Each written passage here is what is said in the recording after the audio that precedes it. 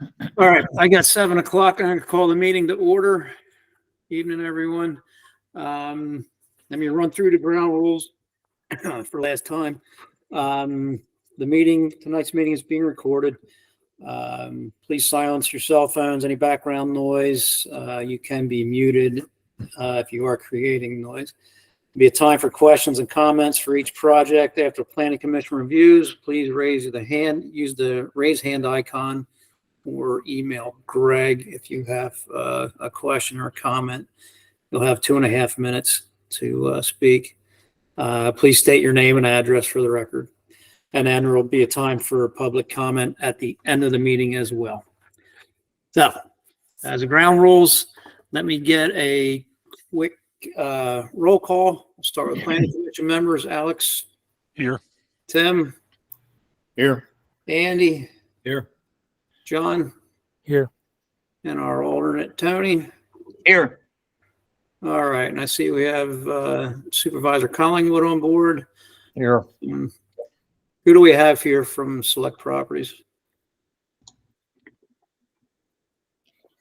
Brian Folk from C2C, and I think Brian Grant is on there as well, on here as well. Okay. I see Brian Grant's name. Okay. Anyone else want to identify themselves? All right. Why don't we move forward? First thing on the agenda is the approval of the minutes from our March 14th meeting. Any corrections, completions, errors? This is Alex. I have none. John, I have none. Tim, I have none. All right. Somebody want to make a motion to approve? I'll make said motion. This is Tim. Alex, I'll second that. Okay. All in favor? Aye. Aye. Opposed? Motion carries. Okay, so we're going to get right into Select Properties project. One of you guys want to take control here? Okay. Again, this is Brian Folk with C2C Design Group, design engineer for the property. With Brian Grant representing the developer. He's here to answer any questions as well. This property or project was in front of the Planning Commission several months ago as a sketch plan. It's a 5-acre tract, just under 5-acre tract of land in the intersection of Ridge Road and Lawn Avenue in the VC Village Center zoning district. We're proposing 25 townhomes. There you go. 25 townhomes on the site with a single private road with access to Ridge and to Lawn. Sites to be served by public water and sewer. We're going to provide open space, required open space. There'll be no lotting of the lot of the property. It'll be remain in single ownership other than the condominium ownerships for the units. No lots are being created here. There's a single stormwater detention facility located on the site. Obviously, we got to go through permitting for ENS and PDS permitting for that as well. Access is to a state road. We'll need HOP permits for both access points. And I think that's about it as far as the general overview of the project. The layout hasn't changed much from the original sketch that came in front of you. We made some minor modifications to meet some of your suggestions. We added a walking trail in the open space and reworked that a little bit.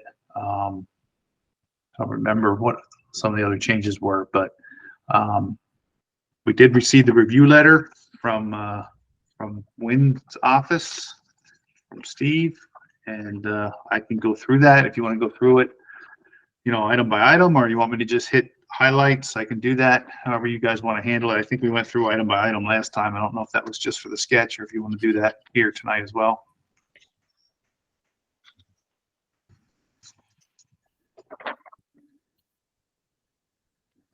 Chris, you're muted. Sorry about that. Okay, so what I was just saying. Why don't you go through it item by item? If it's a will comply, don't read the whole thing. Just say it's a will comply. Steve, I would suggest if you think we need to have discussion on something they're giving us a will comply on, jump in and note that. I will do that. Thank you. All right, sounds good. All right, this is his February 24th letter. Comment number 1 under discussion talks about the use and that we're doing 0 lot lines, and we're looking for condominium ownership on this. We will provide the typical layout of a lot, and we did delineate the open spaces if there were lots plotted out on this. So we will provide essentially what's called a yield plan, showing how the lots would lay out should they be lotted out, to show that everything would comply. So we can go ahead and provide that for number 1. I think on number 1, I'm also looking for like a typical block of units layout and dimensions. We know the width of the units, the step backs where the garages are. Yep. Just a typical plan for that. Okay, can do that. So you'll provide that as well? Yes, that's no problem. Number 2 talks about the open space and the easements and site capacity calculations. The open space here is going to be owned and maintained by the HOA, and we are proposing to keep it in a lawn condition with the exception of the walking trail.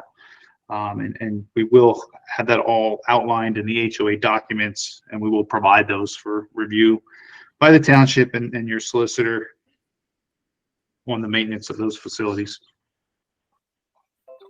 I'd also like you to note on a landscape plan which areas are lawn or other treatment in the open space. Okay.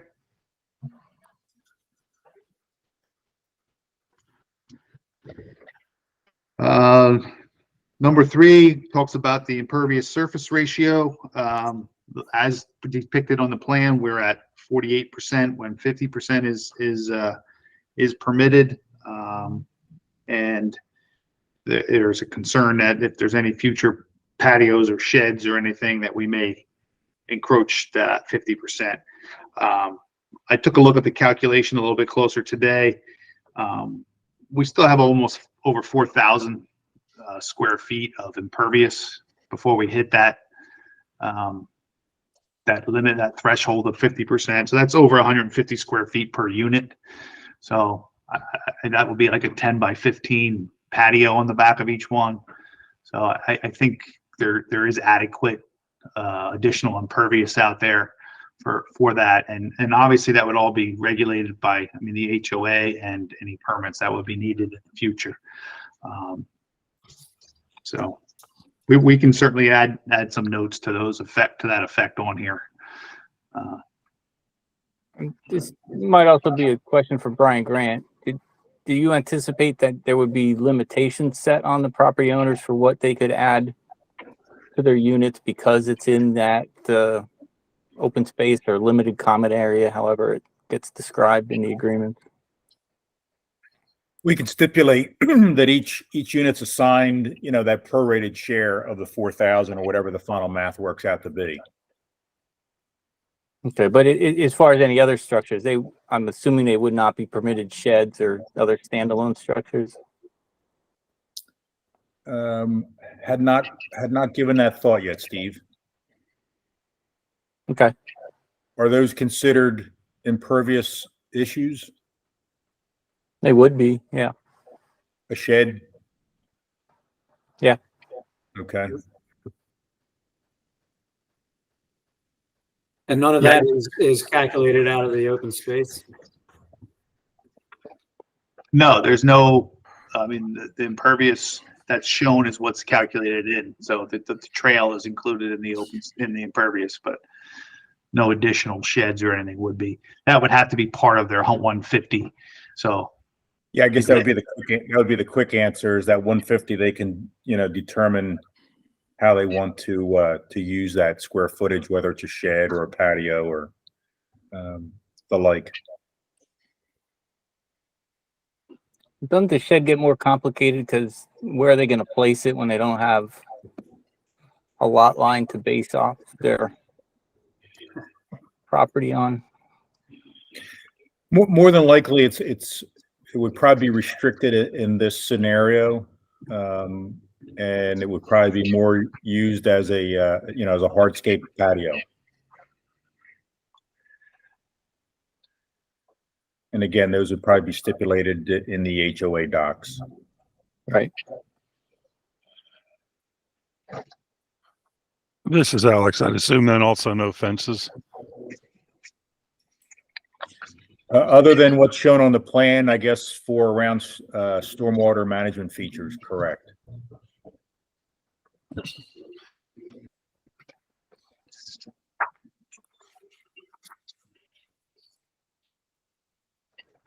Okay, moving on, comment number 4.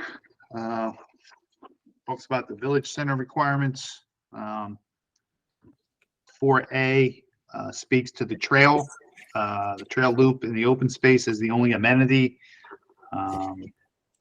Steve is asking the township to consider, is that acceptable, or would you like any other features located within the open space?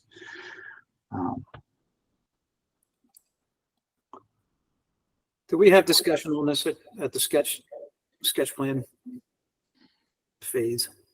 I believe that my recollection was the trail was what you wanted to see, but that was what my notes had. Well, I know we, like to see some type of connectivity with whatever's going to be happening, in Almont, if we ever get a trail through there. Yeah. There's another comment on that, those exterior connections. Okay.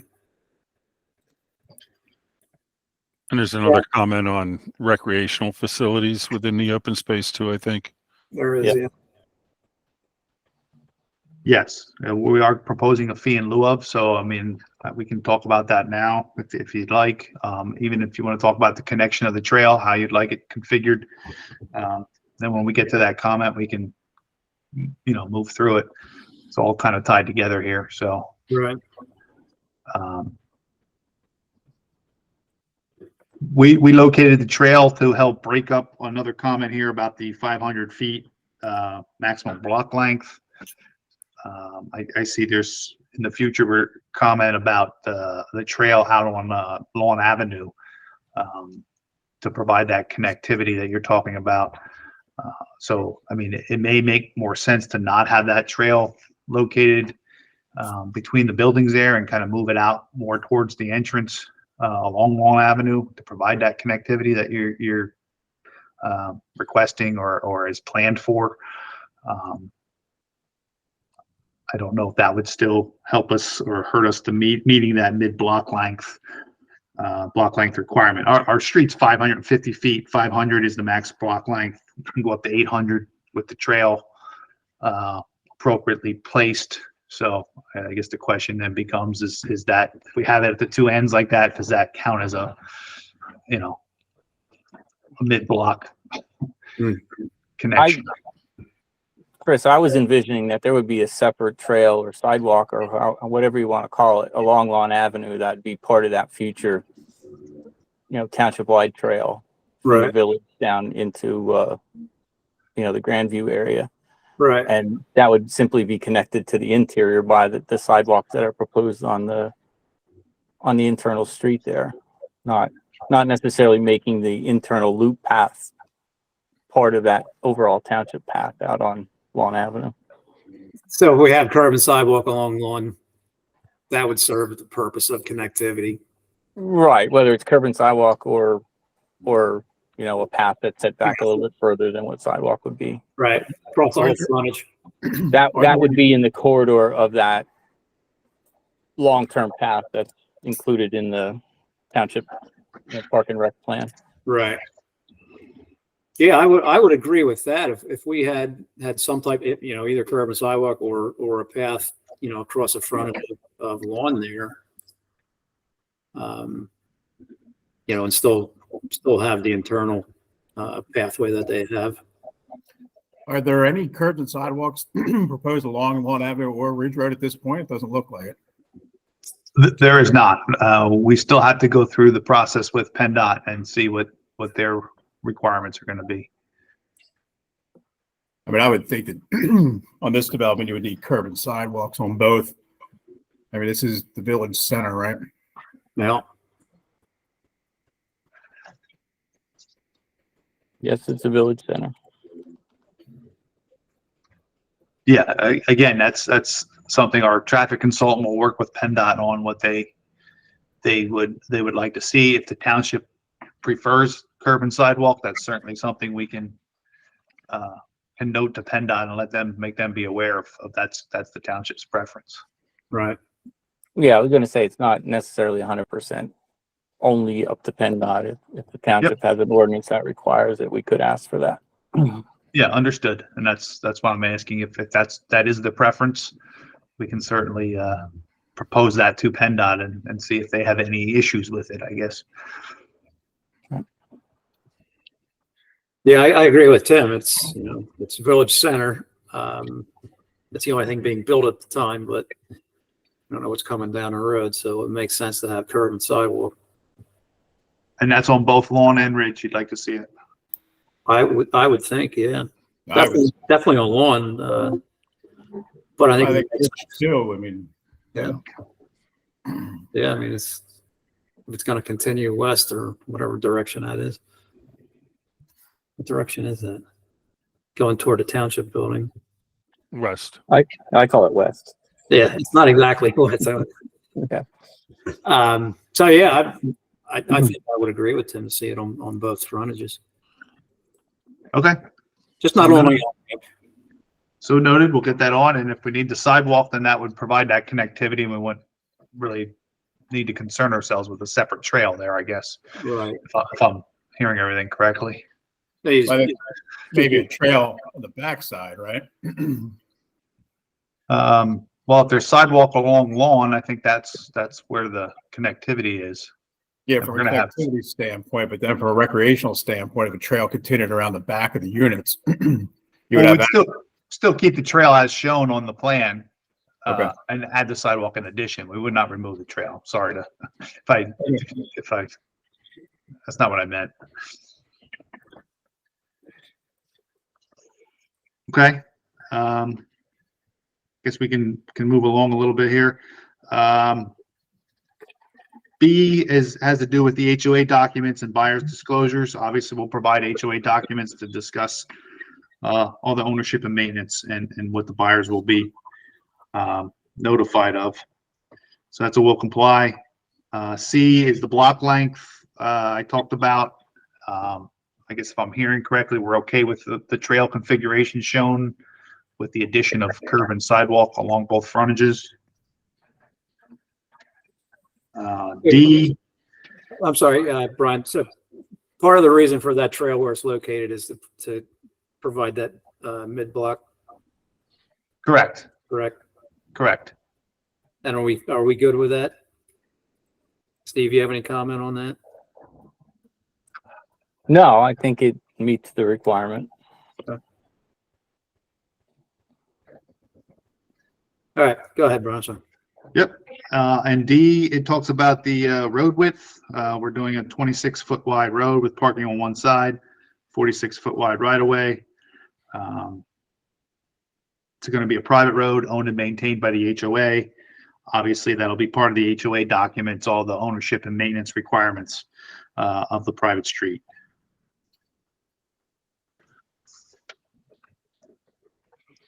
Yeah, E- the one thing, I'm sorry, the one thing, Chris, I just was intending to point out there is that the street standards are different in the village than they are everywhere else in the township. So if those numbers look odd, like the 46-foot wide right of way, Yeah. they are. But that's the way the village standards were written. Okay.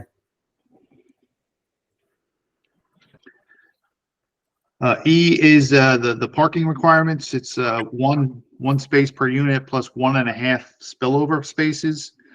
We are providing 13 perpendicular off-street spaces, or not technically off-street, but perpendicular spaces to the street. Each unit has a driveway and a garage. obviously, but the driveway counts towards the parking. And then each end unit has a second spot that could be in the driveway. And Steve does point out we need to show the on-street parking to make those numbers all work.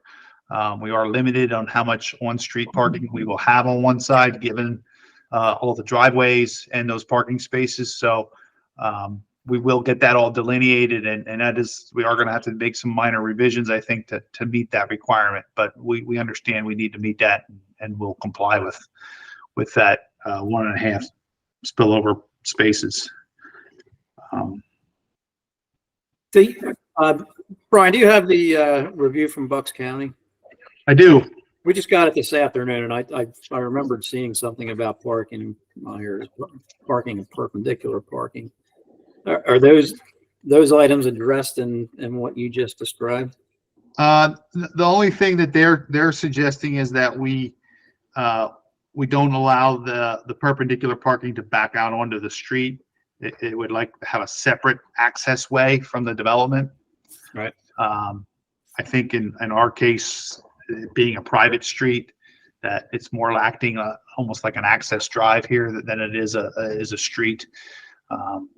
So I think that was discussed a little bit in the sketch phase portion of this, that if it was private, that you guys were somewhat amenable to the idea of backing out on that. If it was a public street, it would not be allowed, but being that it's private. So it doesn't exactly meet their comment about the second access way. Okay. So now that I'm in this Bucks County review, they brought up a good point with the traffic calming in the development due to the fact that could be a nice cutoff lane for avoiding the traffic light at Lawn and Ridge. Do you have anything on the plan for that type of? We don't, but when I did see that comment, I don't disagree 100% with it. I mean, I don't know it would be a largely used cut through, but I do think we could at least one of these crossings where the path is, we could do say like a raised crosswalk there or something that could function like almost like a speed table type of thing, where the pedestrians cross, that we could be painted and could act as a traffic calming device as well as a crossing there. Whether it's raised or it's just painted with signage to help slow people down, we can work with Steve on what he feels is, and McMahon, I guess, on what they feel is acceptable. Yeah. The other thing on that, Chris, is I think the only real cutoff you'd get would be the people turning right and heading east on Ridge, because it being right in and right out only on Lawn. Oh yeah, yeah. Yeah, it would be people, right, making that right turn that wanted to avoid the light, or if the light was red, that they might cut through there instead of waiting for the light. And that light is posted no turn on red. Correct. Yep. That traffic will be backed up past there anyway. All right, then F is one we want to have some discussion on here tonight. We are proposing, obviously, townhouses. We have the garage located in the front of these units facing the private street.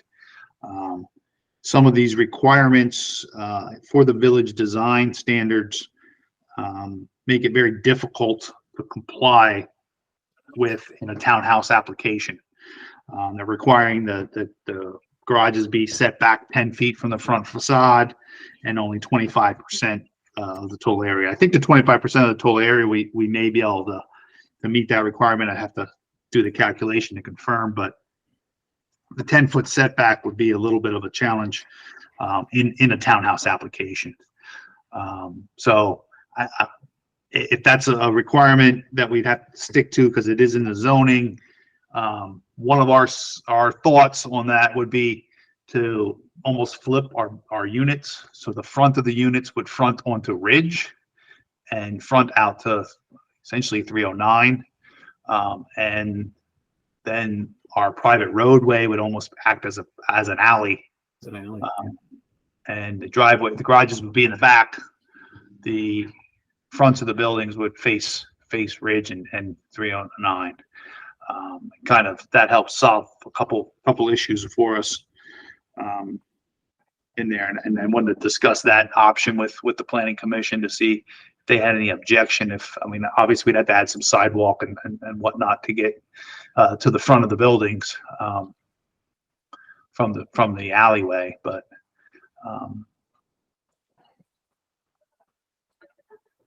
Well, to answer one of your questions, it is a zoning ordinance requirement and the planning commission can't waive it. So right, understood. you either need to deal with it or it would require variance.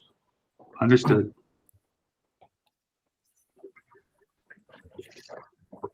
Yeah, so which way do you think you want to go? Well, I think that's what we would probably end up doing, is flipping this to not have to go for the variance. It's something obviously we'd have to talk with Brian about as we get through this to see, how that affects marketability and whatnot. If that street now becomes an alley, there's different design requirements for an alley. Maybe that helps with our parking situation too, because I think it can be a little bit narrower for an alley. I don't know. I don't recall exactly what the alley requirements are, but guess I'm just looking for your feedback. If you have a preference one way or another, you'd rather see this and us go for the variance, or you're okay with it going the other direction. Well, I personally don't like sending people to get relief if it can be resolved design-wise. Brian, would you be suggesting that all the units would front on lawn or on ridge and or lawn, and there'd be one alley / driveway behind the units? I'm just thinking, what would you do with those two sets of units that are between the proposed road and the 309 ramp? The 309, they would front on the 309 ramp. We would basically keep the configuration just as is, change the road to an alley, and all those units would now face front on Ridge and or 309. So there would be no change in the layout other than where the front of the buildings are. That would be interesting. I'm just thinking out loud here that might be desirable to see an architectural sketch of how that would look. It would probably actually look nicer from the street, from Ridge, because you're going to see the fronts of the houses. It's going to look Yeah, from Ridge, I would generally agree. and from 309, it would just, you're going to see the fronts. So, Are you and from proposing Lawn, I any, don't think it are would you be any proposing different. any sound barrier on the 309 side? No, there's no sound barrier. I don't think, not unless there is existing. I don't recall from being out there. I don't think there is. There's No, there's nothing there nothing. right now. Yeah, I don't believe there is. So there's nothing proposed for a sound barrier now.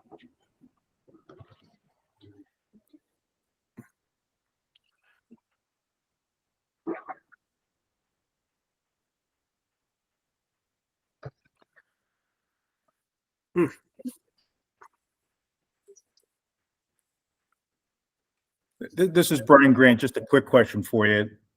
So the way the ordinance is drafted, I can envision that when there was some discussion maybe about front-loaded garages, there'd be an offset to where the garage would be set back from the front elevation of the main house a bit.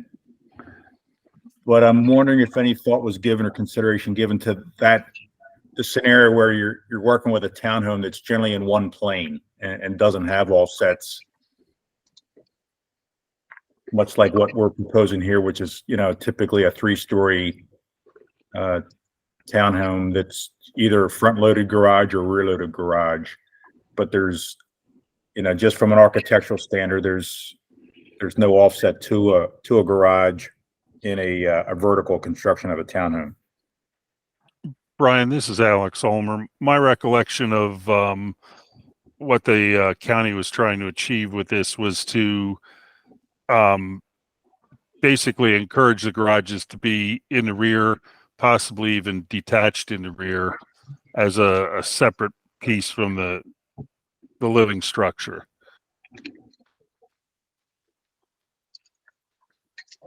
Like they were trying to get rid of the front loading garages is really what it boiled down to. Gotcha. I would agree, Alex. I think they sort of envisioned a quote unquote in-town look, where Right. you just have no garages in the front and everybody access through an alley in the rear. Yep. Okay, thank you.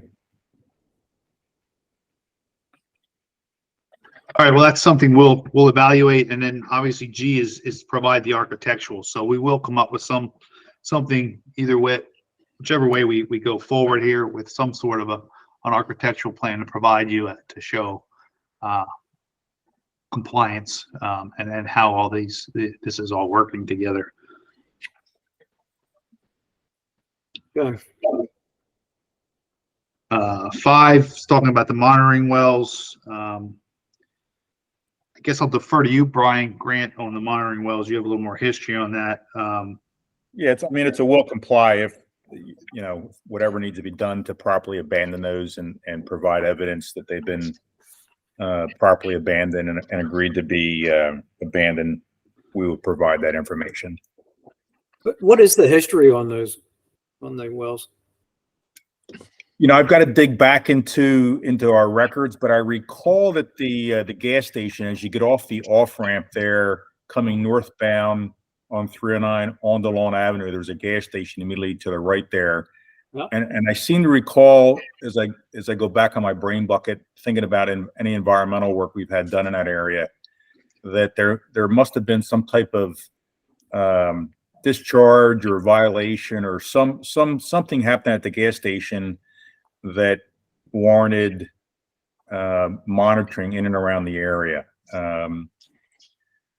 That's the limited amount that I can recall. But yeah, we'd have to dig back in with DEP. I deal with them on another number of projects, actually, where we either continue to allow monitoring wells or abandon ones in place, and they'll ask us for an easement to locate them, say, on another portion of the site in open space so that they can continue to monitor things for whatever period of time they're looking for. So that we do have a relationship with them based on other projects that we've done something similar on. Chris, this is Alex. It's my guess those are tied to that gas station release. I know there are 2 in the front of the outpatient center that are tied to that. So I'm guessing these are up there. I know there's also was monitoring at what used to be Helen's and also Fasagio's. Okay. So that would be my guess, is that's what they're tied to. Gotcha. A few years ago, I know they were still monitoring over at Grandview. I'm not sure what the status on that is now. Gotcha. Thank you. All right. Well, move forward. We'll go to number 6. All right, number 6 is essentially all a will comply item. We still got to get out there and do the stormwater infiltration testing, which will give a complete picture of our stormwater design. We had done a preliminary design and had submitted that for some preliminary conceptual review. We do anticipate there may be a need for a few minor waivers, but until we get that testing, there's no need in getting into those discussions until we get that all finalized. So that would be pretty much all the way A through K there. K has to do with obviously the operation and maintenance agreement, which would be provided on this, and it would also be part of the HOA documents as well. Number 7, public sewer. That's essentially a will comply.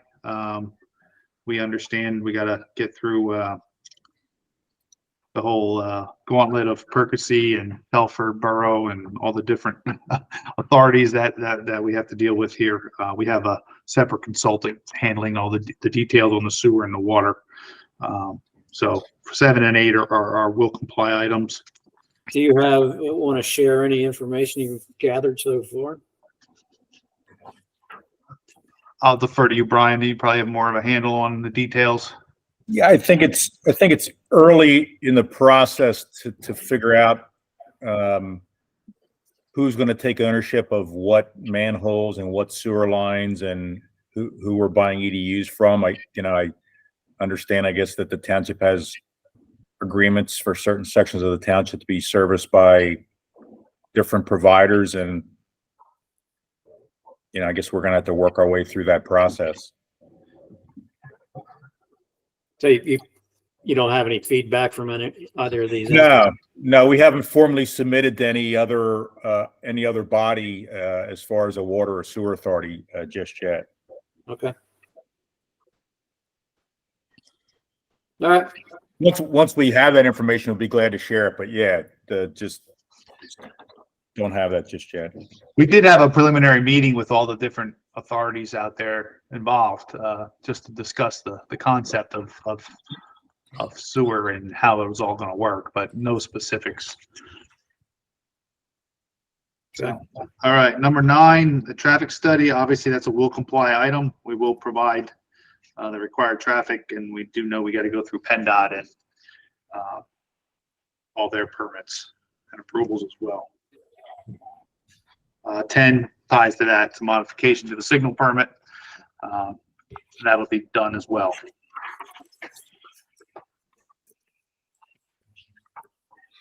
$11, we talked about curb and sidewalk being recommended or by the township. So that'll certainly be passed along to PennDOT and be incorporated into our plans. Are there any other improvements along those streets? Do we want to see any widening from the township's perspective? Or, I mean, obviously we put curb in, we're gonna have to put some sort of storm sewer facilities in probably. I think actual widening would be more subject to the traffic study and PennDOT. Okay. All right, number 12, yes, if it's a private street, we probably will have to coordinate with the school district on where the bus would be picked up. My guesses would be at one of the ends, either on Lawn or Ridge. Not knowing how the path works, which one would work better.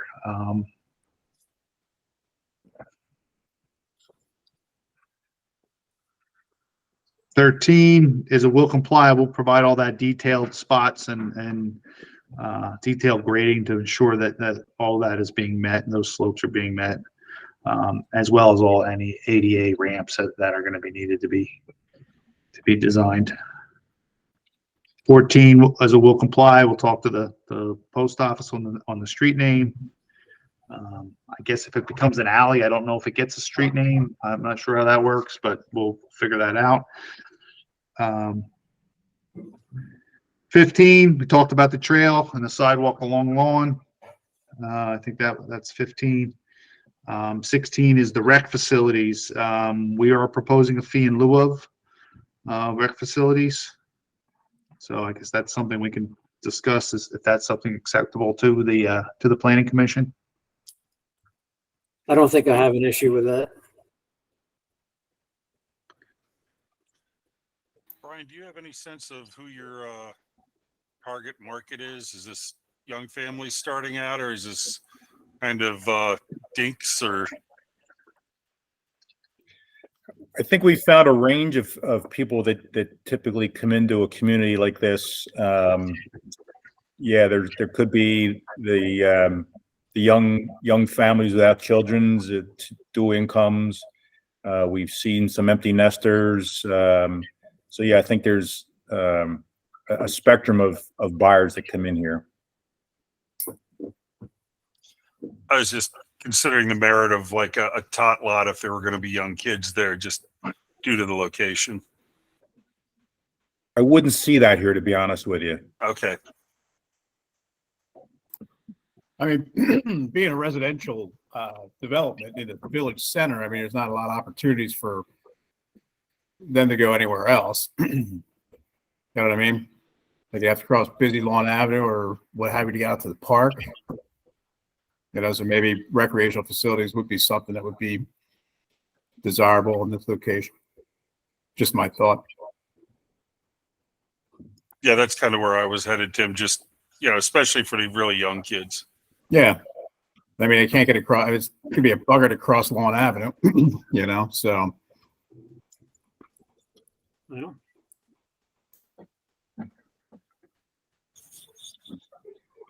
Andy or John, you got thoughts on that? It is a bit isolated. So I, depending on the demographics, I wouldn't be adverse to seeing, a small tot lot or playground. So John, I agree with Andy.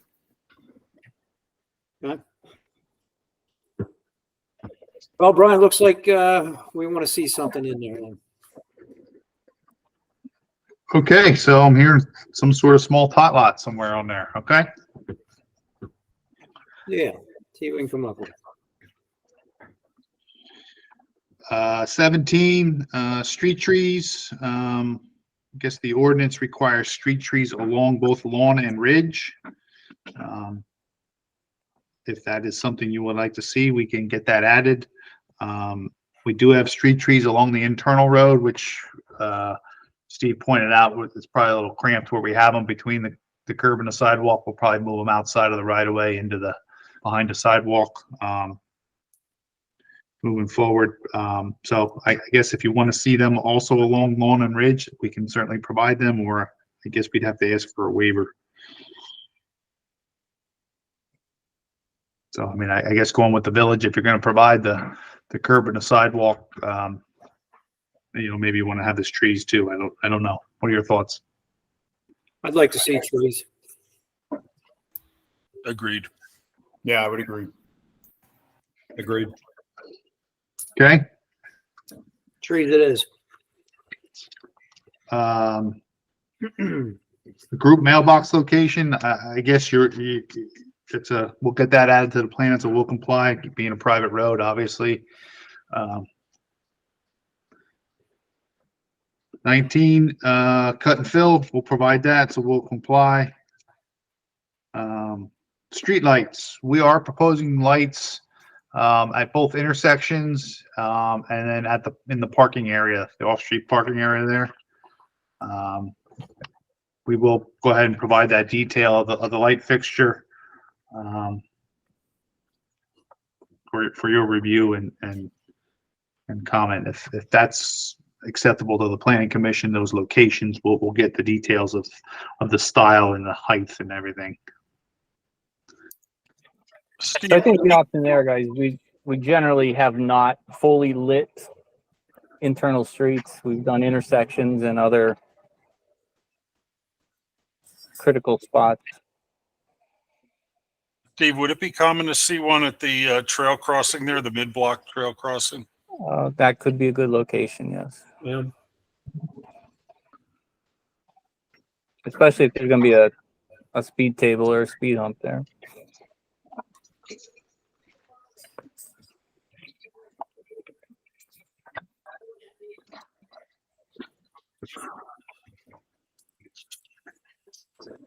I think we do have one at that location. Yeah, we have two along the parking, one at each intersection, and one at the trail crossing, or right near the trail crossing. Okay.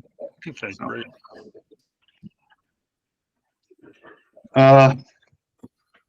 21 ENS MPDSs will comply. 22 will comply with whatever fire company has to say as well. 23s will comply on the note. No issue with that. I believe all the rest will comply. Developers agreement and waivers and things like that are all will comply items as we continue through this process. So. All right. Do you want to discuss waivers or? I don't think so. I don't think we have any real waivers other than stormwater related stuff, which I don't know that we need to get into tonight until we get the testing and Steve's got a chance to really go through that and and maybe some of those waivers will go away when we get our testing or, so.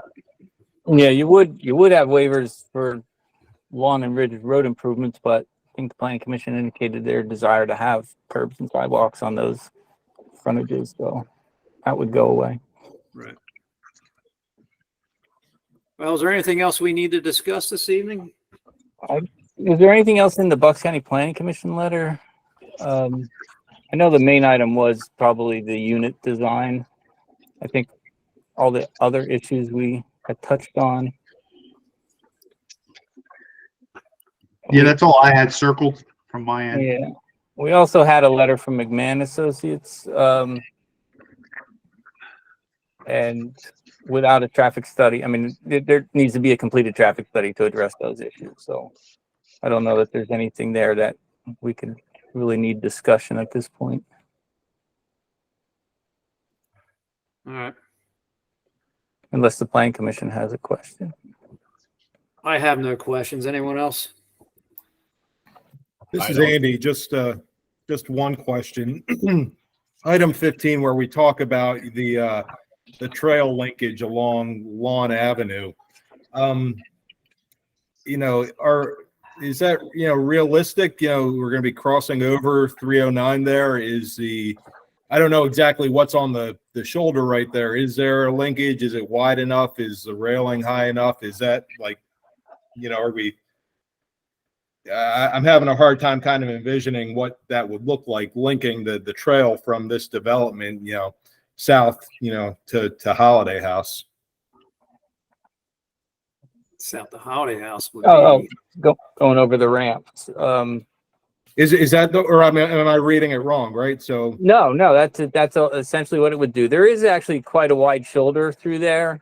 But we would have to work with PennDOT on how that would have to be marked and protected to go across there, and what pedestrian crossing signage and things would be necessary. So it's not a simple issue, but I think it's doable in the long run, as all these, maybe not with this scale of this development, but when you add on the other property that they own, and we saw the sketch plan for the area north of Ridge Road, and I believe there's property on the opposite side of Lawn Avenue that Select has interest in. So, I think the path across the frontage of this property may not connect to anything right now, but with the future developments, I think it will work. It will work to that end. Preparing for the future. Anything else, guys?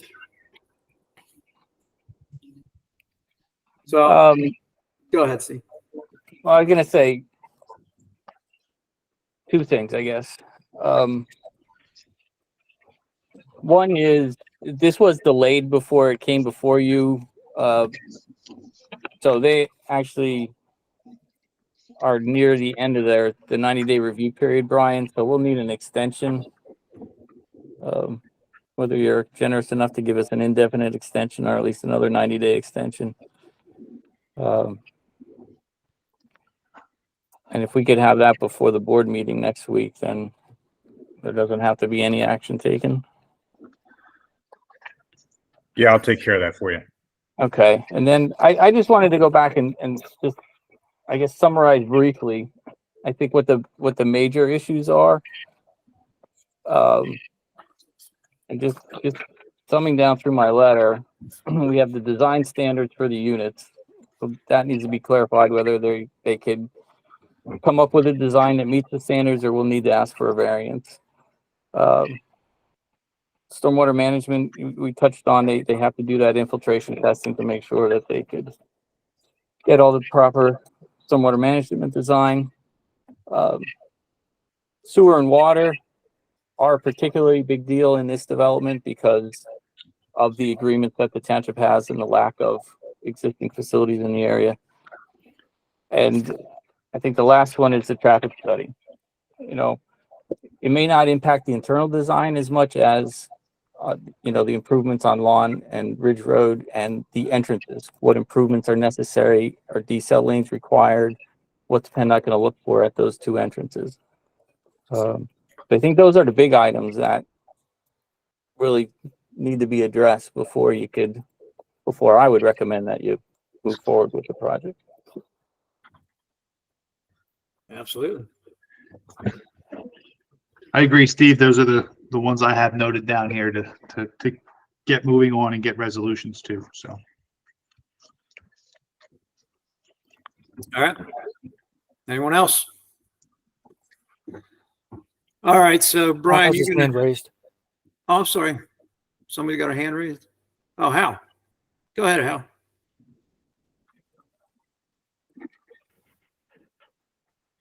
Good evening, everybody. Yeah. Hopefully you can hear me this time. Yes, go ahead. Name and address. Yep, sorry, Hal Shermer, 1805 Ridge Road. Thank you. Just want to follow up with Andy's question on the trails. The current trail system, since my mom volunteers at the thrift shop, there is currently a paved trail, a paved walking trail from the back of Grandview's outpatient center that connects up to the asphalt playground over at West Rock Hill Elementary. But I do think that long-term, it might make sense for residents of this development to actually head east, see if it's possible to get a right-of-way from the chiropractor and then continue across the Ridge Road overpass over 309, and then hopefully, perhaps in the future, cut down to the former auto property that has frontage on Ridge right at 309 and is now backed up to Grandview Outpatient. That would allow you to get from this development over to Holiday House and actually then walk down the sidewalk into Sellersville without having to play life-size Frogger trying to get across the exit ramps and entrance ramps on 309. But this property isn't that far away from the end of the sidewalk on Washington Avenue or the sidewalks on Lawn Avenue, which connect up right into the outpatient center. That's it. All right. Thank you, Hal. All right. So, Brian, looks like you got a few hurdles to leap. So we're just going to table this for now, I suppose, and wait to hear back from you. okay. Correct. Okay. Want to All thank everybody for the time this evening and walking through Steve's review letter and discussing things to help clarify our project. Okay. We'll see you when you come back. Okay. Have a good night, everybody. Do the same. Thank you. Thank you. Thank you.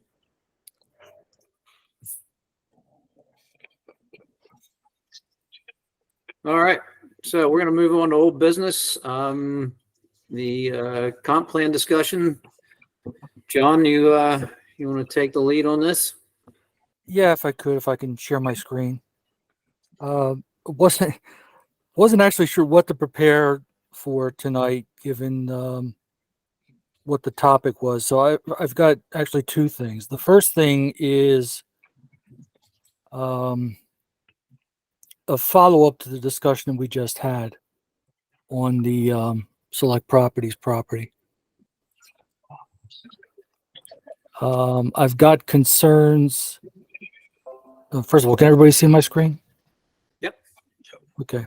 I've got concerns about the questions of the public water and sewer. So, for what it's worth, I assume so far, based on the comments, that the township has not yet approved any change in the providership for public water and sewer for the property that we just discussed. That's correct. Okay, thank you.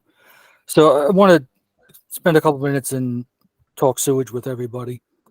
The first picture I've got here is a snapshot of the current sewer service areas in this section of the township.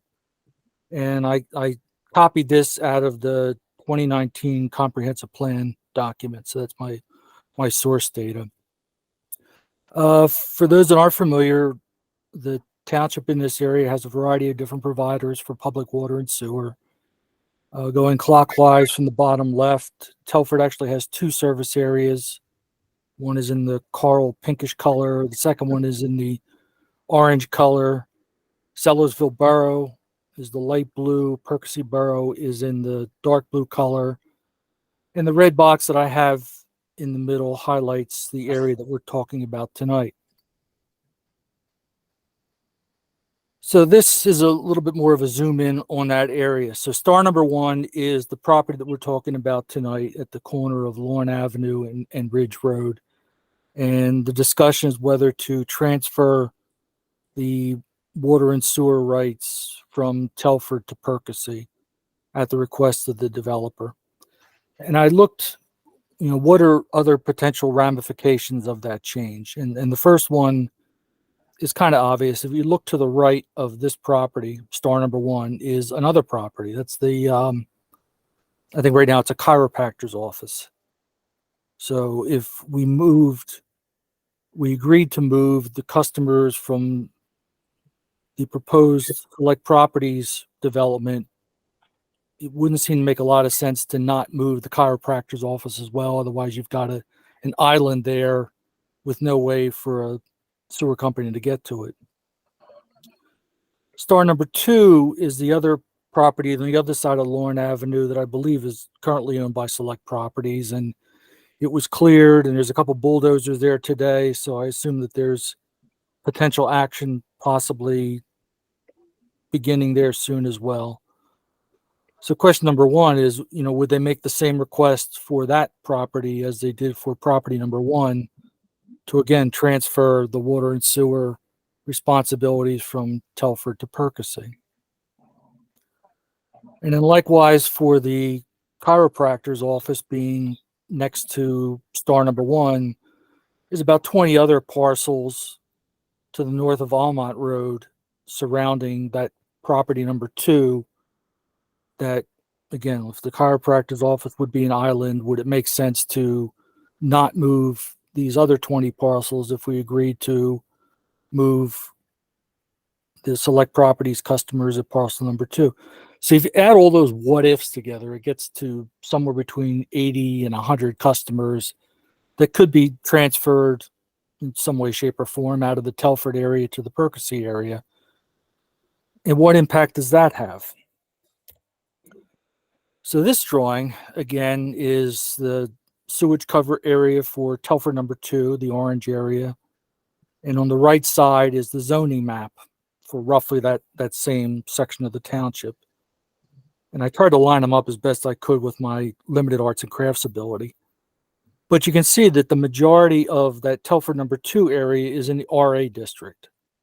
So the houses are further apart. It's longer infrastructure to get from house to house.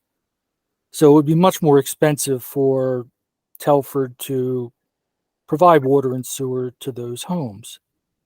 And as we know that, and either whether it's Telford or Percy, some organizations are going to have to spend a considerable amount of money on infrastructure improvements in order to serve these customers. And the payback for their investment is the customer payers, the rate payers, the monthly bills. And it's advantageous for the water and sewer people if they're smaller houses clustered closer together, because it's less pipe from them to get from house to house. It gives them more customers to share the cost. It gets their investment returned quicker, gets them a better return on their investment. And therefore, in their planning purposes, it gives them greater incentive to want to provide the service to this area. The downside of that from the Telford standpoint is if that potential 80 to 100 customers at what looks like the tail end literally of their territory up here is moved from Telford to Percy, then that's 80 to 100 fewer customers to share the burden of the infrastructure improvements.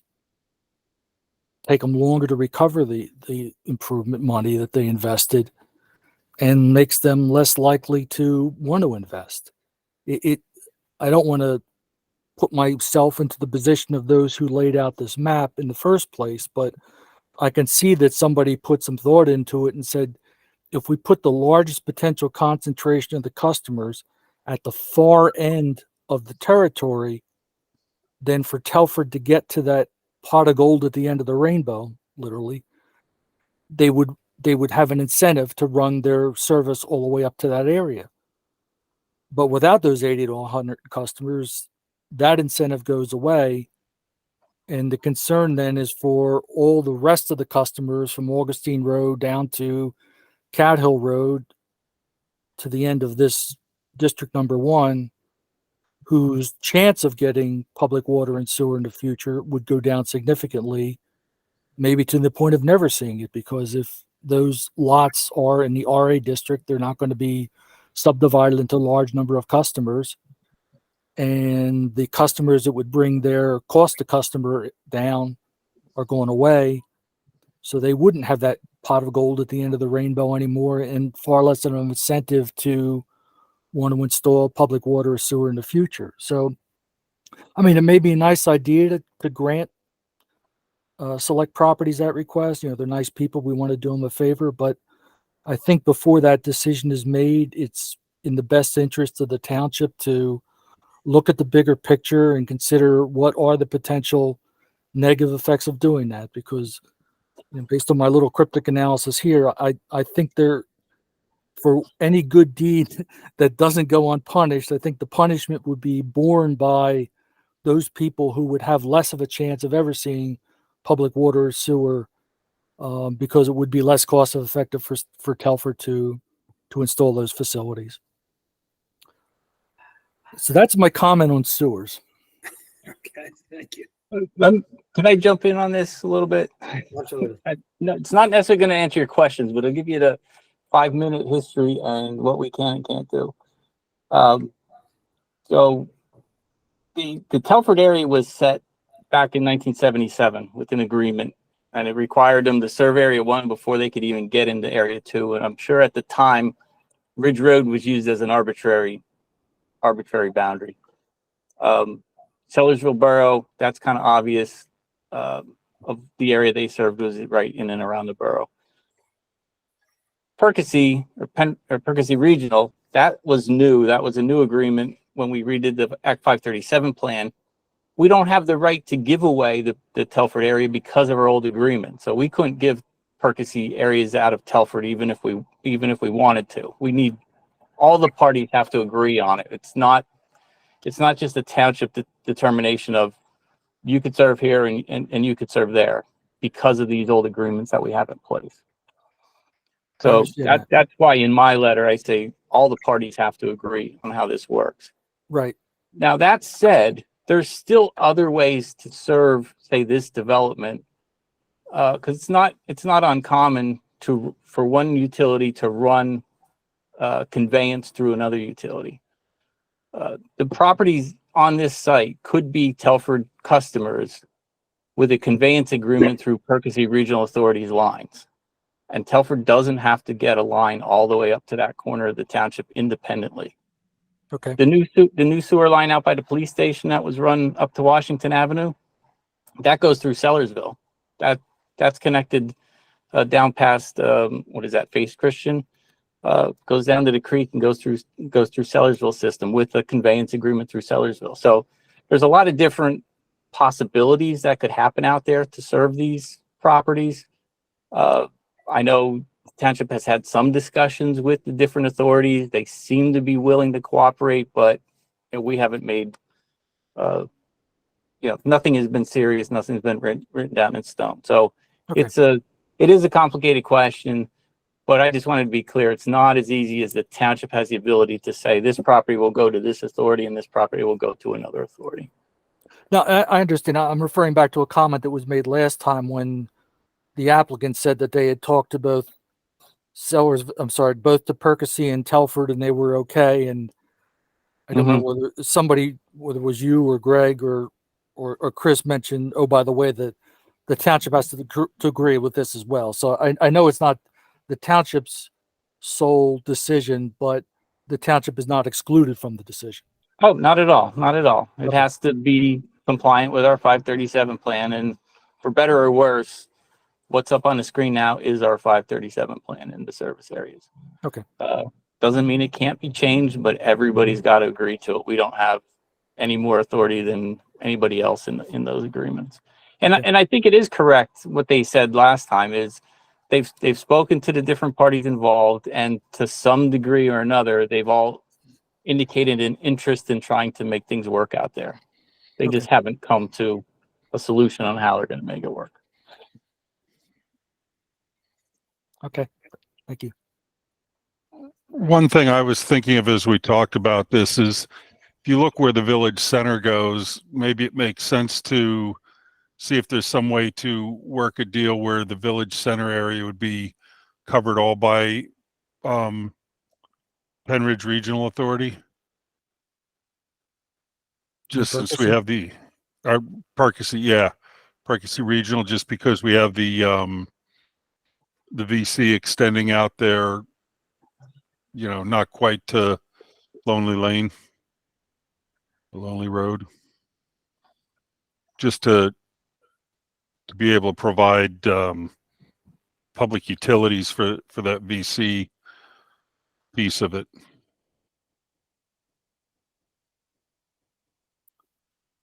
I don't know what the terrain looks like in that area where it starts to drop off.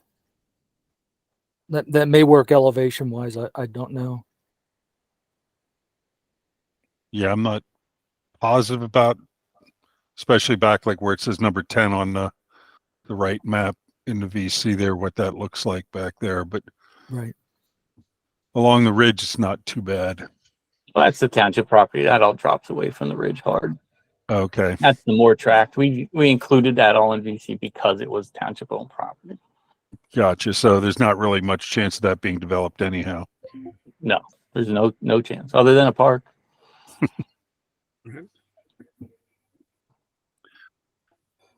All right. So that was, Yes. that- Go ahead, John. I was going to say that those are my comments related to public water and sewer. The other thing that I spent some time thinking about this week was up on the township's website. They have some other information from Select Properties about their proposed development further up on Lorne Avenue and their proposed overlay zoning change that they'd like to have. I have some thoughts on that as well if you're interested. Sure. Okay. So, and folks can look for the details on the township website, but Select Properties has a revision to a previous submittal they made back in December for a development on Lorne Avenue, north of Ridge Road. And their previous proposal that they brought for the Planning Commission had some holes, I'll call it. And they went back and they came up with a revised plan. And they also came up with a proposed zoning overlay that sort of backfit their proposed development plan. And I read through that, and I read through a lot of their other correspondence that are posted on the township website. And I was, to put it mildly, I was concerned with what I saw. But however, I thought there were some positive aspects of it. One of the things that I think our current B1 usage encourages is a bit of monotony within the township, in that 12,000 square foot lots are the primary choice in the VR and SR districts. And while there are some other alternatives, it seems like where we've seen proposals, they drift towards the mini mansions on 12,000 square foot lots. So I liked the idea that Select Properties looked at alternatives. I like their idea of the age targeted community as an alternative for smaller houses on smaller lots. But in total, I thought that their proposal was considerably one-sided, to be honest with you, in terms of what it was asking for concessions from the township in order to reach approval for their proposal. However, I looked at it and I came up with a couple of modifications that I thought might make their proposal a little bit more workable in terms of how we may view it going forward. So I'll talk about those and show an example of what that turns out to. So the first one is in their proposal, they're proposing minimum open space ratio of 20%. And this is anywhere within their overlay. This wording shows up a couple times in their proposal. Right now, the VR open space ratio is 40%, but they're looking to reduce that to 20%. So my first clause is minimum open space ratio will be 20% or that of the underlying district, whichever is greater. So if they want to, if at some point in time we were consider implementing this, I would suggest that we continue to maintain the minimum open space ratio that's part of the underlying district if it is greater than 20% that they're asking for. The second change, they have a section called bonuses where they're looking for further relief in the density requirement for, I guess, for having people be able to connect up to this public water and sewer. From their standpoint, I see why, again, as I mentioned before, the infrastructure is paid for by the residents, and they're looking to increase the number of residents to help out the Percy Authority. But again, that to me was at the expense of the township. So in addition to their clause, I added a request that says, however, in order to maintain the township's priority to preserve and protect its rural character and natural environment, any additional dwelling units constructed in excess of the permitted density as defined in this section or that of the underlying district, whichever is less, will require an additional 0.5 acres of open space per additional dwelling to be added within the base area so that what was previously calculated as part of the open space requirements.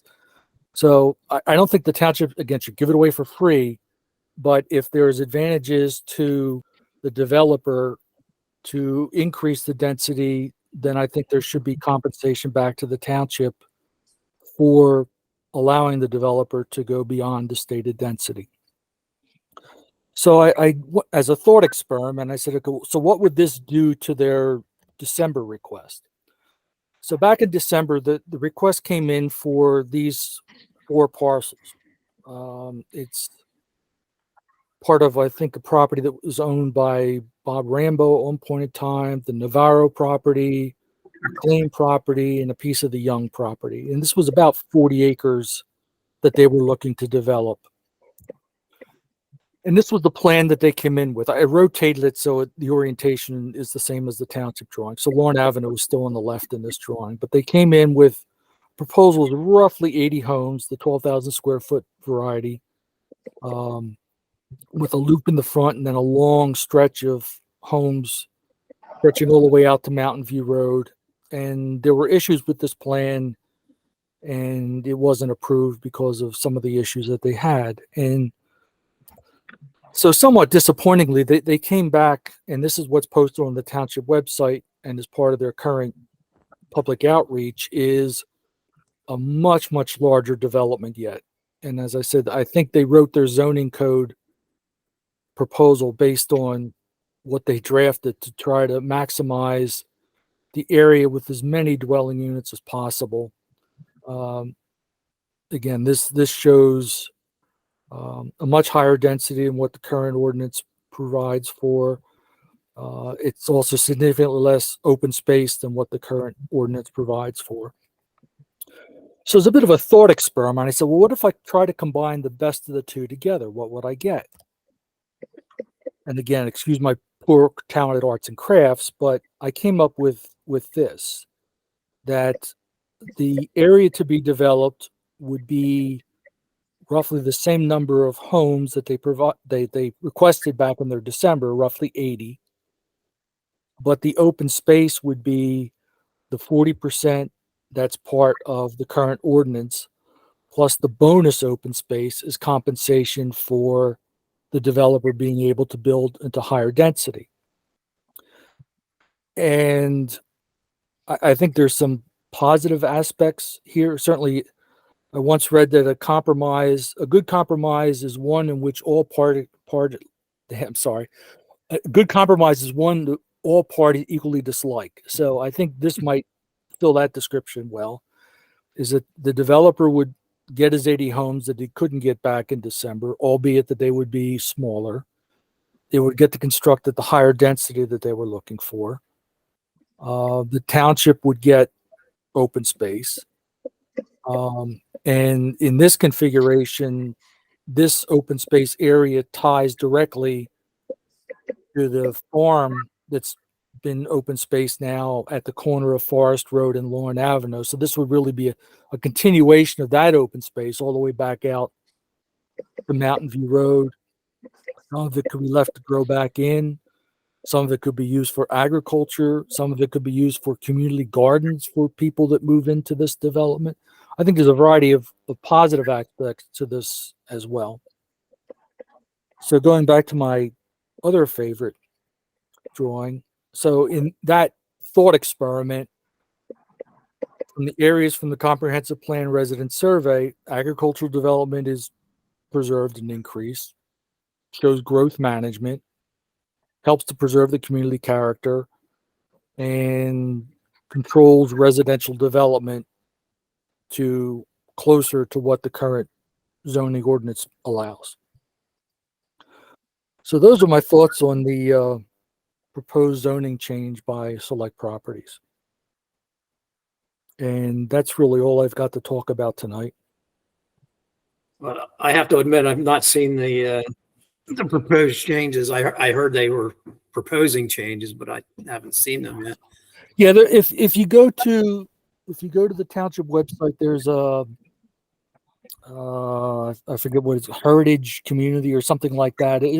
Greg's got all their information posted there, and as I said, it's got their proposed layout, it's got their proposed zoning ordinance, and as I said, I went through that, and while in general my characterization of it was it's the pillage the village plan, but I think there are some positive aspects of that it could be used to improve the types of housing that are offered in the community, as well as, with my modifications, preserve what I think the majority of residents are looking to preserve, and being the rural character and natural environment of our township. Is there a strong reason why you would consider any modification? I think there are advantages to cluster building. In this, having houses closer together permits larger tracts of open space, versus, a little bit here, a little bit there, that sort of just gets lost in the noise. Right. In the property we talked about earlier tonight, that, on the other side of Ridge Road, I mean, it's a small lot. It's already densely populated. Other than a tot lot or a bocce court, there's not going to be a whole lot you're going to be able to do with any open space there. But in the case of this, where you've got farming in the area, most of this property now is either used for farming or had been used for farming. And I think that becomes ingrained into people's minds as part of the character of the township, and to be able to hang on to part of that and not let all of it just become one huge housing development is something I'm personally interested in seeing. If I could just throw in here for a second.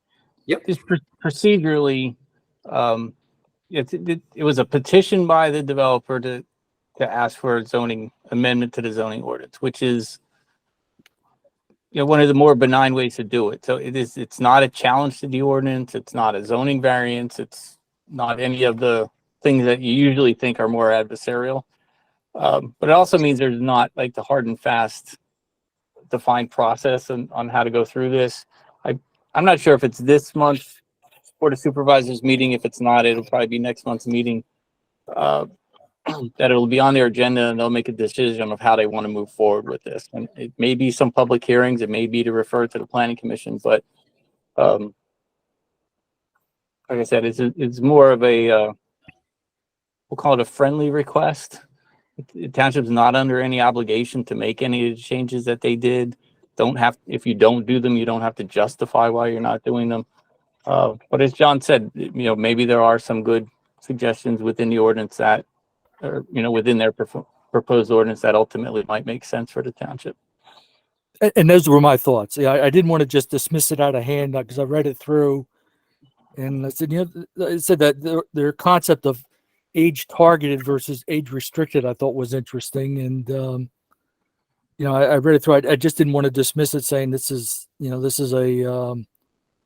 it's just a ploy by a developer that they put some thought and effort into it, and I think there are some positives to it that whether what they do goes forward or not, maybe something we want to consider ourselves, whether it's part of an overlay, whether it's part of a general change to some of the areas that that permits other building options, and to do that without, jeopardizing the character of the community. It's something that's worth considering.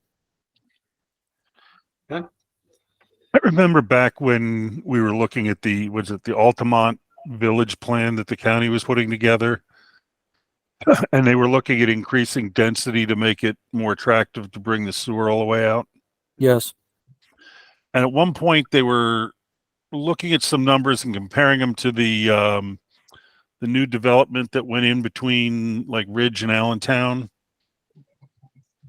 Were those numbers around 4? Was that the kind of density we were looking at that point? Am I remembering that correct? Are you referring to the development out by the turnpike on Ridge Road? On the other side? Yeah. Yeah. I remember Jeff making that comment. It's, it would look a lot like that density wise. I don't remember what the numbers were. Because I was saying what they were proposing was basically 3.6, right? Was that Right? Yeah. Yes. So, Well, I mean, it's 3.6, but then in the other section, their bonus section, they said they'd be permitted to go up to 2 more residents per acre for the sewer connection. So it really goes up to 5.6.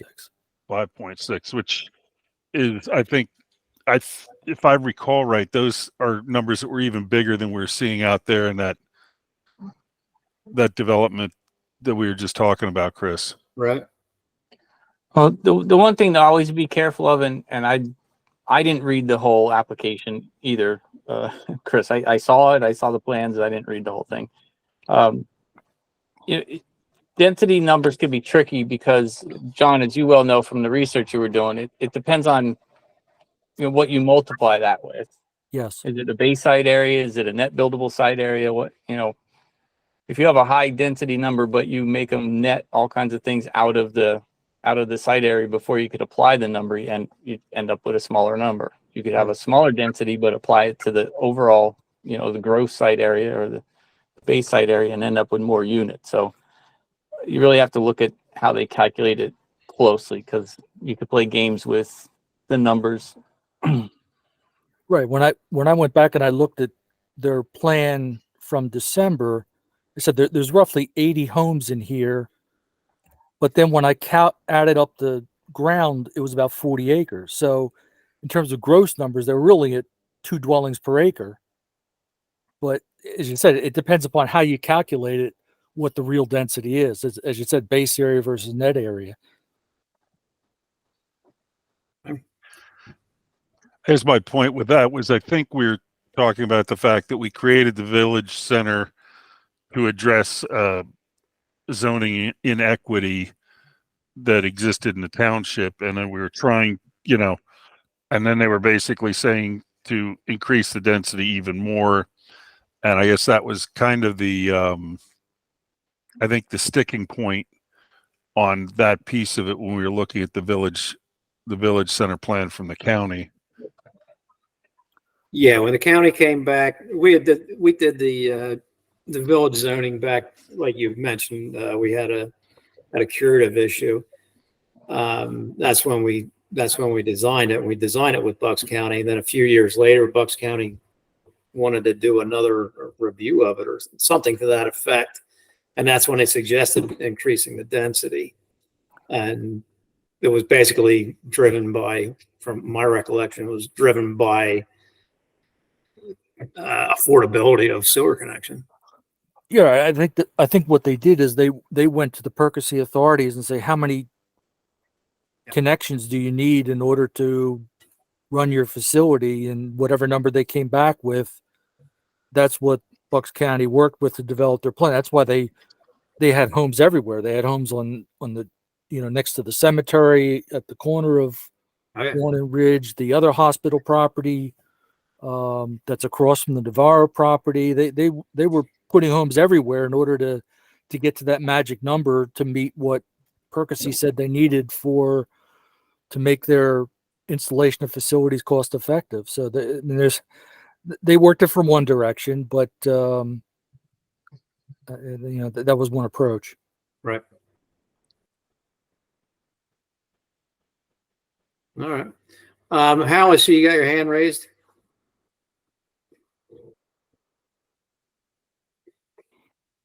You're muted.